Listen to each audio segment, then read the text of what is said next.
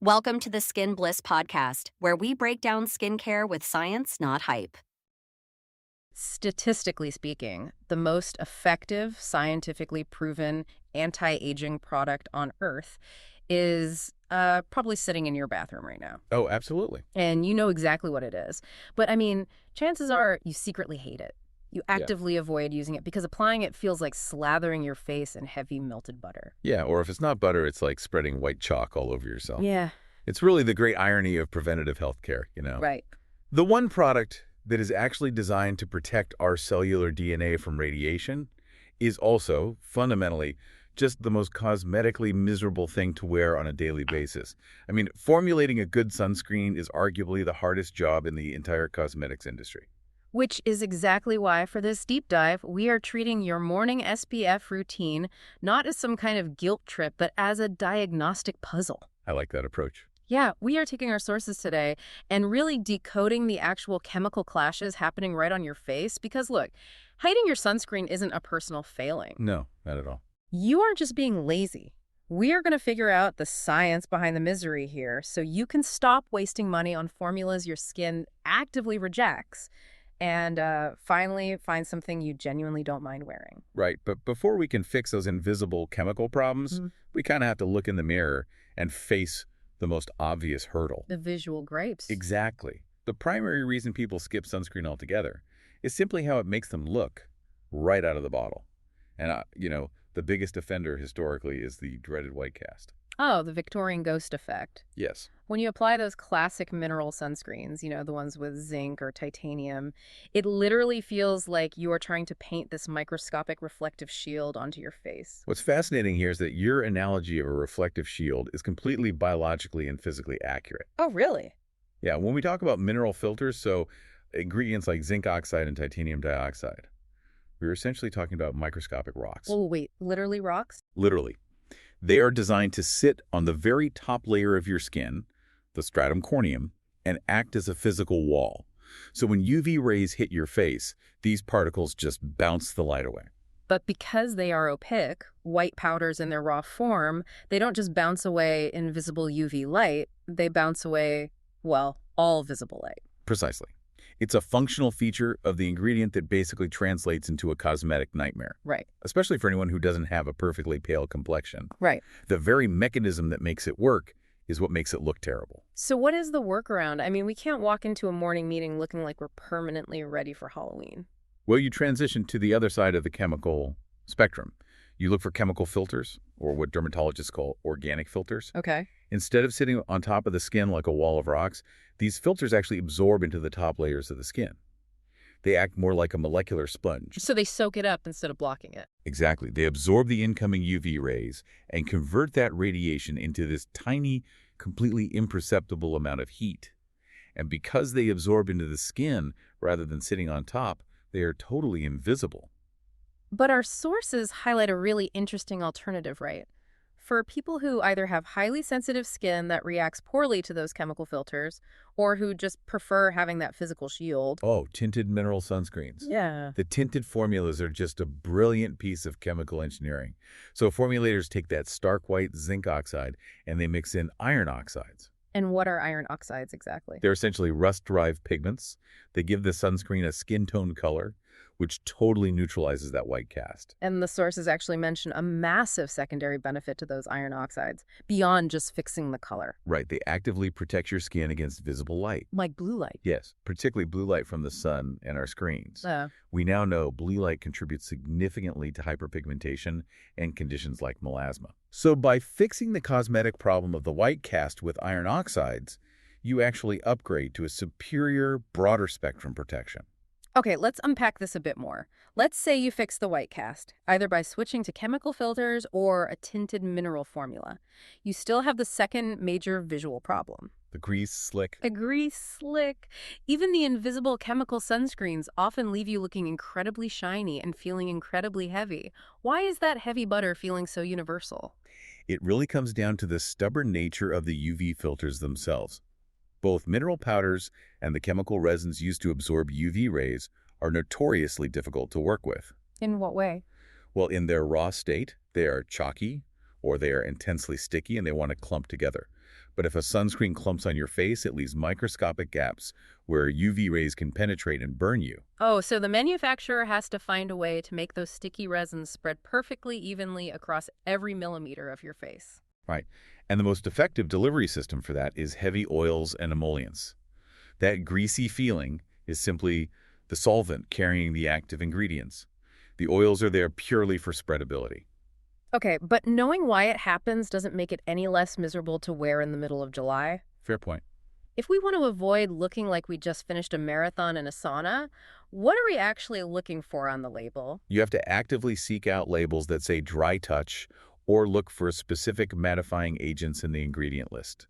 The most effective ones are silica and polymethylsilsesquioxane. Polymethylsesquioxane. Okay, I am amazed I pronounced that correctly on the first try. You nailed it. But what is that incredibly long chemical actually doing on a molecular level to combat the grease? Think of it as it traps that oil inside its structure, giving your skin a powdery, velvety finish instead of a greasy one. And the sources note that Asian sunscreens, particularly from South Korea and Japan, have historically completely outpaced Western brands in this specific area. Oh, by miles. They formulated for incredibly humid climates long before Western brands prioritized daily wearability. Asian beauty tech focuses heavily on elegant, water-based finishes that utilize these microsponges beautifully, bypassing the heavy oils almost entirely. Which brings us to a fascinating domino effect. Because Western sunscreens are historically so greasy, people naturally try to cover them up with makeup. Yes. And that directly causes the next massive layer of sunscreen dread, the tactile gripes, specifically pilling. Ugh, the absolute bane of anyone who tries to layer cosmetic products. Right.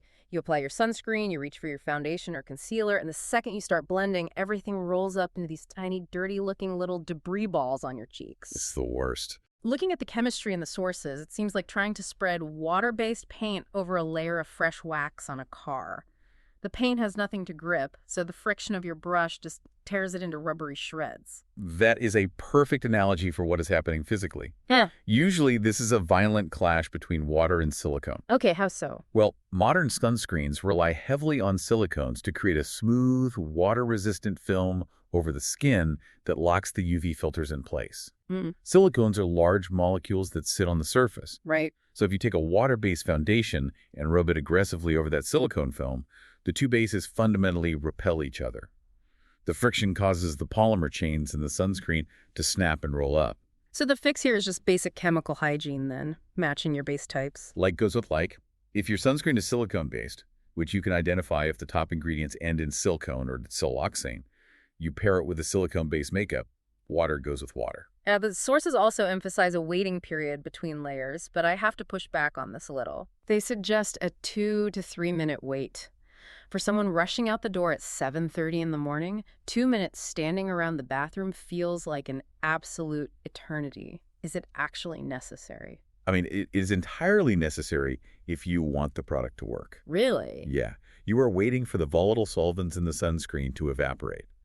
That evaporation is what allows the protective film to actually set and bind to your skin. Oh, I see. If you go in with a makeup brush while it's still wet, you're not just causing cosmetic pilling, you are actively tearing microscopic holes in your sun protection. Okay, that makes the wait time feel a lot more critical. It is.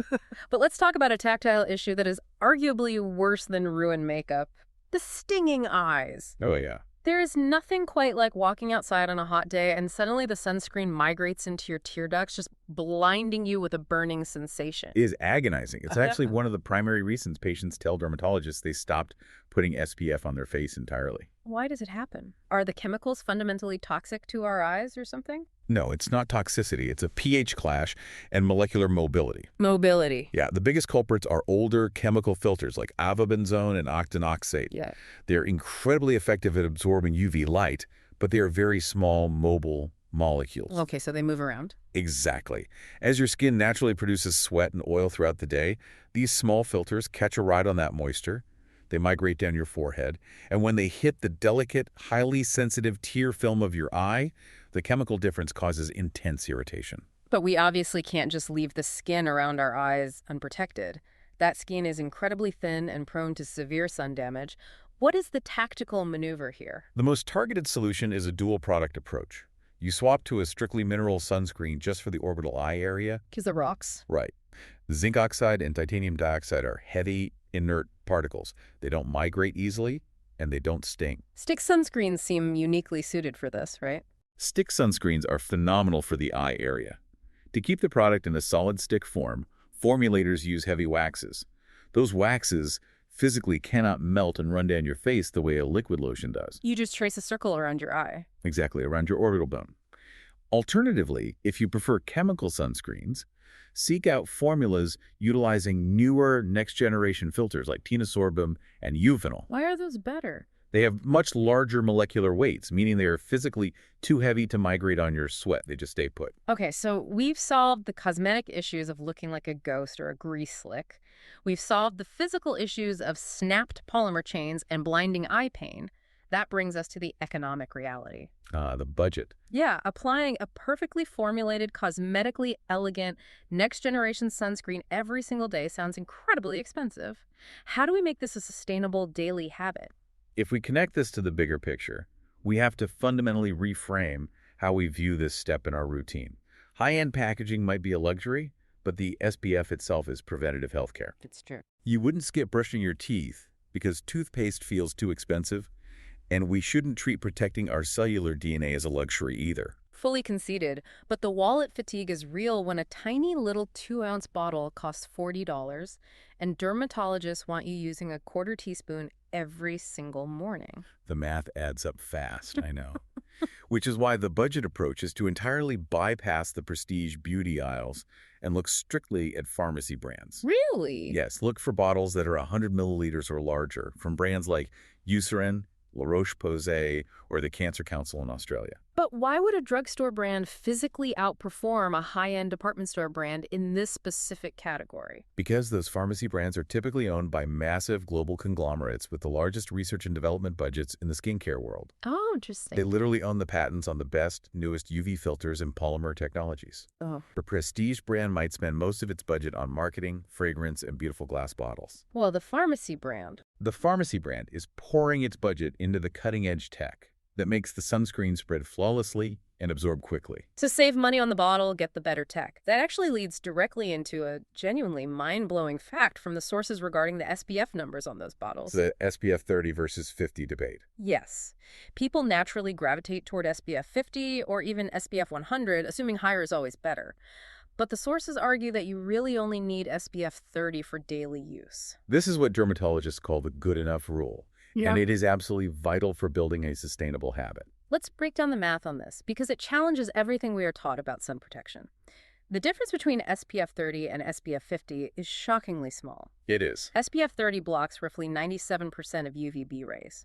SPF 50 blocks roughly 98%. Right, it is not a linear scale. Yeah. SPF 50 is not nearly twice as good as SPF 30. But we have to reframe what those percentages actually mean in practice. It's not about the 97% that gets blocked. Yeah. It's about the photons of radiation that actually get through to your skin. So if 100 photons of light hit my face, SPF 30 lets 3 of them through. SPF 50 lets 2 of them through. Exactly. You're gaining a single percentage point of protection. But here's the critical trade-off. To get that 1 extra percent of blocking power, formulators have to pack the product with significantly more chemical or mineral resins. Oh, wow. They have to double down on the sticky, chalky ingredients. That makes the SPF 50 formula inherently heavier, thicker, greasier, and much more likely to cause all the tactile and visual complaints I've been trying to fix. So you are doubling the heavy, gross feeling on your face just to stop a single extra percentage point of light. Yes. That completely explains why SPF 50 always feels so much worse to wear. And because it feels heavy and gross, people end up applying half as much as they actually need, which plummets their actual protection level far below an SPF 30 anyway. Or they just skip it entirely on cloudy days. Exactly. A cosmetically elegant, lightweight SPF 30 that you genuinely don't mind wearing, applied generously every single day, is infinitely better than a clinical SPF 50 that you skip out of dread. Consistency beats intensity. Always. All right. Armed with the science, understanding the polymer meshes, the base matching, the budget hacks, and the math of SPF 30, how do you actually go to the store and pick the exact right formula for your specific face? It's about matching the formula type to your needs. Right. Instead of just listing what's out there, let's build a diagnostic matrix. Let's say a listener is dealing with aggressive midday shine and clogged pores. What is the mechanism they need? They need water evaporation, which points them straight to gel creams. Okay. These formulas suspend the UV filters in a high water content. When the gel hits the heat of your skin, the water evaporates immediately, leaving behind a microscopic interlocking grid of sun protection. Without any of the heavy occlusive oils, it dries down completely matte. What about someone who has a very complex morning routine, like they're layering a vitamin C serum, a moisturizer, a primer? They Yeah. need something with incredibly low friction so it doesn't pill. That listener needs a fluid. These are the watery formulas you have to shake vigorously before applying. The ones that sound like a spray paint can. Yes, they are incredibly thin and rely on volatile silicones that evaporate rapidly. Because they are so fluid, they layer beautifully over extensive skincare routines without disturbing the products underneath. And if someone's skin is parched and they want to skip a dedicated moisturizer altogether? Creams. Traditional thick lotions packed with occlusives and humectants that trap moisture in the skin while providing the UV barrier. Which leaves sticks, which we establish are perfect for the eye area, but also serve as the ultimate tool for reapplication over makeup during the day. Correct. But once you select your category, you have to execute the rigorous test drive phase. So what does this all mean in practice? It means you don't just buy a $30 bottle and hope for the best. First rule: minimize financial risk by only acquiring sample or travel sizes of a new formula. Smart. Now, the second rule from the forces is where I have to admit some serious confusion. They state you must commit to applying a new sunscreen for 3 full days before passing final judgment. Wait, 3 days? If a product makes me violently greasy or breaks me out on day 1, you're telling me I have to suffer through 48 more hours of that just to give the chemistry a chance? Well, That sounds like a recipe for a massive rash. we have to draw a hard line here between an allergic reaction and functional acclimation. If a product burns your skin, gives you a rash, or causes painful inflammation, wash it off immediately and never use it again. That is an allergy. Okay, good. But if you just don't like how greasy or heavy it feels, you have to push through for 3 days. Your skin is a living, breathing organ. When you introduce a new matrix of chemicals and emollients, your skin's pH might need to adjust.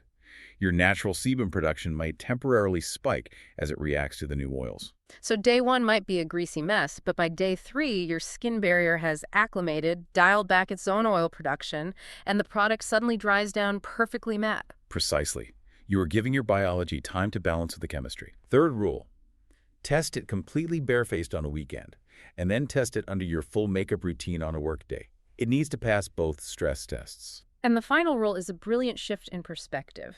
You have to check how the sunscreen feels at hour 4, not just how it looks at minute 1. Minute 1 is a lie. Yeah. By hour 4, the volatile solvents have fully evaporated, your skin has produced its midday oils, and you've been subjected to sweat or dry office air. If a sunscreen still feels comfortable and hasn't pilled or separated by hour 4, you've actually found your chemical match. Keeping track of all these variables, like whether your foundation is silicone or water-based, whether you're on day 2 of the acclimation phase, whether the formula uses iron oxides, it's a lot of data. It is a lot. The sources point to an incredibly useful resource called a Skin Bliss app. It is designed to help you build personalized routines, track the actual ingredients you are layering, and take the guesswork out of these chemical clashes. It effectively turns the frustration of trial and error into actionable data about your own specific face. It's an excellent way to systemize the diagnostic puzzle we've been talking about. So let's recap the playbook. We learned how to defeat the white cast by utilizing chemical sponges or blue light blocking iron oxides. Right. We figured out how to stop the pilling by treating our skin like a waxed car and matching our base ingredients.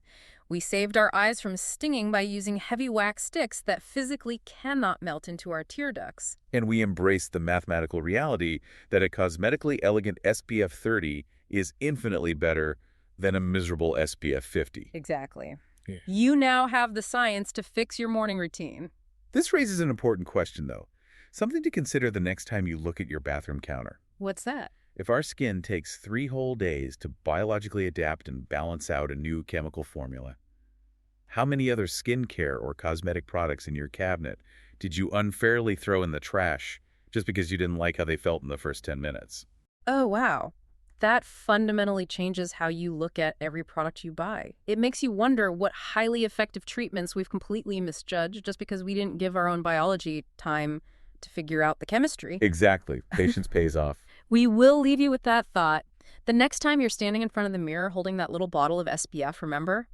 It isn't a chore anymore. It is just a puzzle, and now you have the pieces to solve it. That's it for today. If you want to check your own routine for ingredient clashes, build a personalized plan, or track your skin's progress, download Skin Bliss at skinbliss.app. See you next time.